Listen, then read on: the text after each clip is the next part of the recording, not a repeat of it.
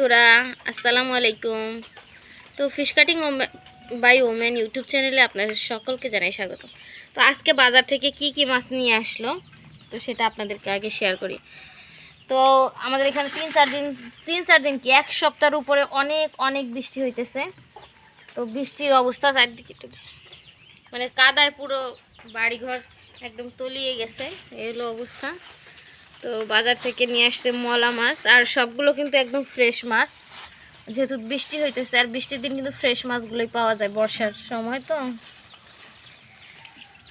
তো প্রথমে এই যে কিন্তু মাছ কিন্তু মানে প্রচুর পাওয়া গেল, প্রচুর দাম মাছের। এই কয়টা মাছ 100 টাকা দিয়ে নিয়ে আসছে,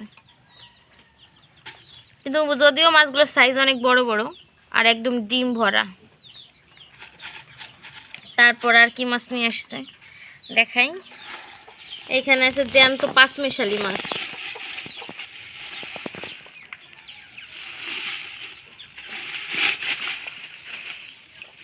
শিং মাছ আছে এর ভিতরে, শিং মাছই বেশি।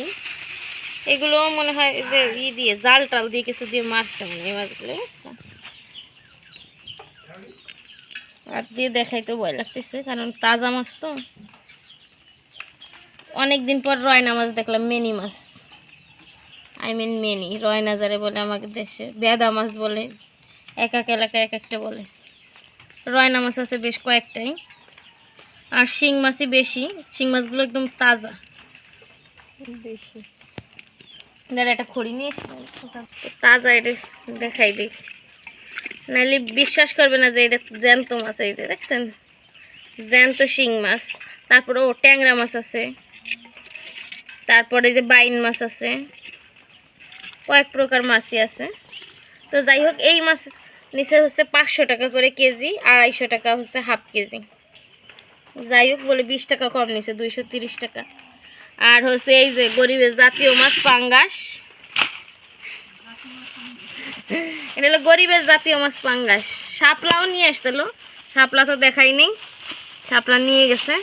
আর এই যে জাতীয় মাছ পাঙ্গাস, সেটা নিয়ে আসছে, কারণ পাঙ্গাস তার আসলে চলে না। এটাও তাজা। এই মানে ইসের ভিতরে রাখার কারণে পলিথিনে জায়গা কম ছিল, বাঁকা হয়ে থাকার কারণে ও মারা গেছে মনে হয়। তো এই হচ্ছে মাছ আজকে বাজার থেকে নিয়ে আসছে। এখন এইগুলো আমি হচ্ছে কাটবো। তো পর্যায়ক্রমে আমি সব মাছগুলোই কাটার ভিডিও দিব। প্রথম মলা মাছ, দেন পাঁচমেশালি মাছ, তারপর পাঙ্গাস মাছ।